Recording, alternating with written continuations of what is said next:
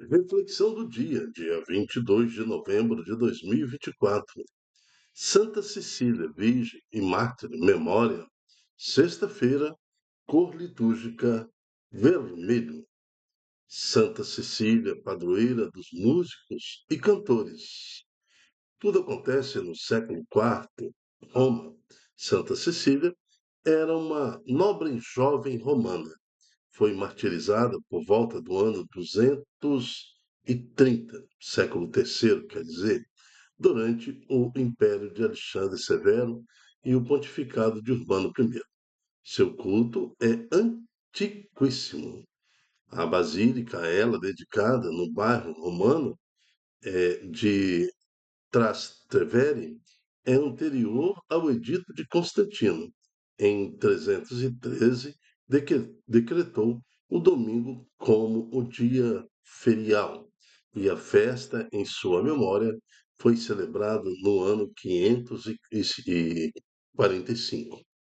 Ó querida Santa, rogai pelos músicos para que tenham composições santas, que se inspirem cada dia mais na vida e no testemunho da Igreja em Cristo, e por meio disso o nome do Senhor seja anunciado, querido e amado por todos que rezam através das músicas. Amém.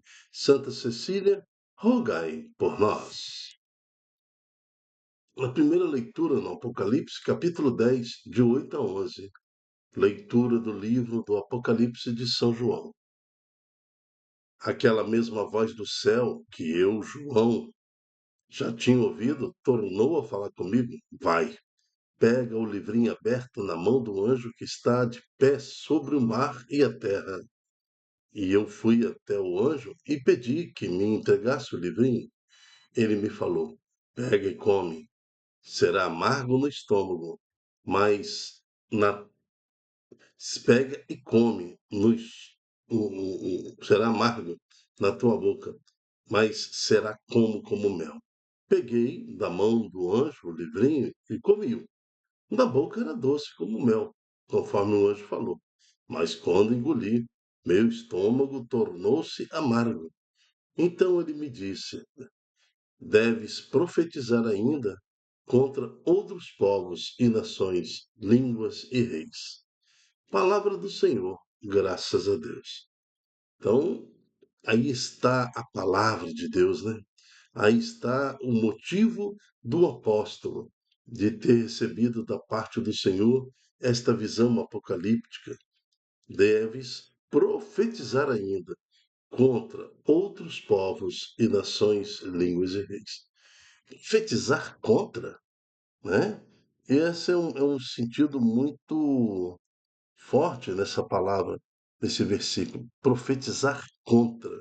Ou seja, anunciar para povos que não querem ouvir, para nações que ainda rejeitam a palavra de Deus. Isso que significa profetizar contra povos e nações, línguas e reis, que já baniram do seu povo ou das suas nações o direito de exercer religiões. Nações que se declaram realmente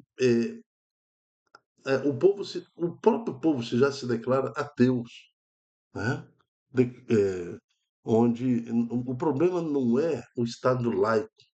O Estado laico significa o Estado que quer governar sem a interferência da Igreja. Aí existe até um limite aceitável, compreendemos até o que pode acontecer. Agora, o Estado que pratica o laicismo, aí é diferente. O laicismo é uma prática onde os governos atacam, agridem, proíbem, limitam, perseguem a igreja, principalmente a igreja católica, né? O laicismo você vai encontrar em diversos países grandes, países de renome, que toda hora nós estamos em pleno acordos comerciais e tudo mais, onde se pratica o laicismo, que é abertamente a perseguição religiosa dentro dos países. Então, daí, o que força isso? Força a A população que se declara ateia, sou ateu. Países onde 52% da sua população é ateu, não segue religião nenhuma, não segue Deus nenhum. Que é isso? Um país, uma nação sem Deus é terrível. Olha o que acontece na história, olha o que acontece na Revolução Francesa, olha o que aconteceu em diversas outras experiências onde se tentou tirar Deus, o que acontece em Sodoma e Gomorra, o que acontece na época da torre, né, que tentou se construir, tirando Deus, para ali construir uma torre que chegasse, a Torre de Babel, que chegasse até os céus. Antes de construir, o construtor falou: não precisamos de Deus. Olha o que aconteceu, como desmoronou aquela nação, como Sodoma e Gomorra foi destruída pelas suas más práticas. Olha o que aconteceu em Nínive, quando também tirou-se Deus da história para poder aí praticar toda sorte de pecados. Então é isso que acontece quando nós também tiramos Deus da direção da nossa vida, quando afastamos Deus das questões políticas, de administrações públicas. Olha o que acontece nas nações: perseguições, mortes, milhares, milhões já morreram pela força maldosa das nações, né, para impor uma política, para impor uma filosofia governamental. Milhões e milhões de pessoas. As guerras mais recentes, os absurdos mais terríveis, né, que aconteceram na Segunda Guerra Mundial, principalmente contra o povo judeu. Então, está aí para a gente tocar até no nosso passado recente e perceber que uma administração sem Deus nos traz sérios transtornos. E agora, parece que o povo brasileiro quer isso também, a prática do laicismo, a crítica às religiões. Que é isso? Se não fosse a igreja no mundo, Satanás já tinha tomado conta disso há muito tempo. Olha o que é um mundo onde o mal prevalece. Olha, é só focalizar, até no Brasil, em algumas regiões do Brasil, onde o mal já se estabeleceu. Furtos, brigas, rajadas de metralhadoras, facções de todos os jeitos, perseguição à comunidade, perseguição ao povo bom trabalhador. Mata-se, morre, prostitui-se, sequestra menininha, sequestra rapazinho. O povo fica oprimido porque o Estado não tem braço para chegar, não tem força para chegar. Terrível. Assim são as nações sem Deus. Nós já experimentamos isso. O passado é como um círculo, né, que acontece. Nós já experimentamos, estamos novamente experimentando, estamos à beira de uma terceira guerra mundial por defesa de filosofias sem Deus, sem Deus. Uma prática filosófica de governo sem Deus. É isso que está em jogo agora. Uma grande quantidade de gente no mundo quer governança sem Deus. Anarquia. Anarquia. Anarquia, você faz o que você quiser. Eu vi ontem, ontem eu recebi uma matéria uma desses canais de notícia, onde dois rapazes foram pegos pelados na moto. Pelados, dois rapazes, pelados. Porque a anarquia, eles se sentem no direito de andar pelado na moto. A polícia na Blitz pega dois rapazes pelados, sem roupa, sem nada. E pasmem, depois de ouvir a argumentação dos dois rapazes, o policial mandou eles embora. E ainda brincou, né? Fazer o quê, né? Ele só olhou a documentação da moto, tá com a documentação, pode seguir o seu caminho, nu, pelado, e os dois seguem rindo. É estranho, gente, estranho o que está acontecendo. Por isso que aqui no versículo 10, o apóstolo engole a palavra. Ele come, a boca fica doce como mel, mas quando ele engole, o seu estômago tornou-se amargo. Então, o próprio Deus, né, através dos anjos, disse ao apóstolo: deves profetizar ainda contra outros povos e nações, línguas e reis. Contra. Assim, a igreja hoje profetiza. A igreja hoje é um grande arauto que profetiza contra povos, contra nações, contra línguas e contra reis. E ainda mantém esse espaço sagrado neste mundo onde Deus pode habitar no meio de nós. O salmo de hoje é um salmo que nos leva a refletir a presença de Deus na nossa vida. E é o Salmo 118, na metade certinho da Bíblia.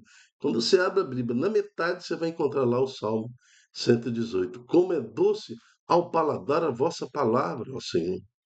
Segundo vossa lei me rejubilo, muito mais do que em todas as riquezas. Como é doce ao paladar vossa palavra, ó Senhor. Eu sei que no estômago há de se tornar amargo quando você processa a palavra de Deus, né? A boca, ela fica doce, mas quando você processa, nutre, quando há, aí você digere a palavra, essa palavra causa em você, às vezes espanto causa em você desconforto. Não dá para ser cristão e ficar confortável com tudo que está acontecendo ao nosso redor. Como é doce ao paladar vossa palavra, Senhor. Que os pais possam saborear as palavras de Deus, que possa nutrir-se com a palavra de Deus, que as famílias possam se nutrir com a palavra de Deus. Assim possamos fazer o que nos pede Apocalipse. Deves profetizar, até contra a família, né? Tirando a família desse estado pecaminoso e inspirados também pela santa de hoje, Santa Cecília, que possa também encantar a sua família com músicas favoráveis à presença do Senhor. Amém. Evangelho está em Lucas, capítulo 19, de 45 a 48. O Senhor esteja conosco. Ele está no meio de nós. Proclamação do Evangelho de Jesus Cristo segundo Lucas. Glória a vós, Senhor. Naquele tempo, Jesus entrou no templo e começou a expulsar os vendedores. E disse: Está escrito: Minha casa será uma casa de oração. No entanto, vós fizestes dela um antro de ladrões. Jesus ensinava todos os dias no templo. Os sumos sacerdotes, os mestres da lei e os notáveis do povo procuravam modo de matá-lo, mas não sabiam o que fazer, porque o povo todo ficava fascinado quando ouvia Jesus falar. Palavra da salvação. Glória a vós, Senhor. Agora mesmo no Salmo eu falei que nós devemos profetizar até contra a nossa casa, porque às vezes na nossa família nós temos situações de pecado, situações de desordem, situações eh, eh, de, de ofensa ao nosso Senhor Jesus. Então devemos profetizar. Aqui Jesus também está fazendo a mesma coisa. Veja, Jesus entrou no templo e começou a expulsar os vendedores. O que é isso? É profetizar contra eles. E disse: está escrito: Minha casa será uma casa de oração. No entanto, vós fizeste dela um antro de ladrões. Olha a pregação, olha como Jesus profetiza contra o seu templo, contra o seu povo, contra a religião instituída em Israel. Ele está lá exatamente fazendo isso em Jerusalém, profetizando contra o seu povo, alertando a eles que jamais possam transformar a casa de Deus num antro de ladrões. Olha quantas vezes e quantos santos profetizaram contra a igreja. Quantos e quantos santos foram perseguidos até pela igreja, né? Mas profetizaram contra a igreja, mantendo a igreja em estado de santidade. Às vezes devemos fazer isso, profetizar contra o esposo, contra a esposa. A minha casa será uma casa de oração. No entanto, vós fizeste dela um ando de ladrões. Jesus ensinava todos os dias no templo. O sumo sacerdote, aqueles que estavam desviados, aqueles que já não viviam mais a santidade do Senhor, os mestres da lei e os notáveis do povo procuravam um modo de matar aquele que profetizava no Senhor, aquele que sendo o próprio Deus, falava com autoridade para resgatar também aquelas almas, mas não sabiam como fazer, porque o povo todo ficava fascinado quando via Jesus falar. Muitas vezes, alguns governos no mundo que praticam laicismo não sabem como tirar a religião dos seus países. Quantas e quantas tentativas na história política do nosso mundo que já tentaram eliminar, estragar, explodir, eliminar, proibir a religião. Quantas e quantas vezes, né? Mas eles não sabem como fazer, porque o povo fica fascinado quando ouve falar de Jesus. É isso que mantém a igreja de pé até os dias de hoje. É isso que mantém a religião como um grande instrumento de salvação do mundo, como grande barreira para que Satanás não venha dominar essa terra, porque o povo ainda quer ouvir falar de Jesus. Nós somos a igreja de Jesus. Nós somos a profecia de Jesus. Nós somos a vitória. É através de nós, laicos, através dos padres, dos consagrados, daqueles que Jesus chamou a ser pastores deste mundo, que a palavra de Deus permanece até o fim dos séculos. Amém. Seja você também esse arauto, seja você também aquele que prega, aquele que profetiza em nome do Senhor Jesus. Amém. Eu me chamo Dilton Góes. O nosso projeto chama-se Ai de mim se não evangelizar. A reflexão do dia é um programa com esta finalidade, de fazer estudo bíblico, de fazer é, é, uma pregação também, mas muito mais conhecer a palavra de Deus, que é proclamada pela igreja todo dia. A primeira leitura, a segunda, o Evangelho, o Salmo, o Santo do Dia, cada um forma um pedacinho dessa coxa de retalhos, que é a mensagem da igreja e de Cristo para nós todos os dias. Venha participar conosco, 15 a 20 minutos, e seja você também um multiplicador desta pregação, deste ensino, para que mais pessoas conheçam a palavra de Deus. Amém. Até a próxima, se Deus quiser. Tchau, tchau.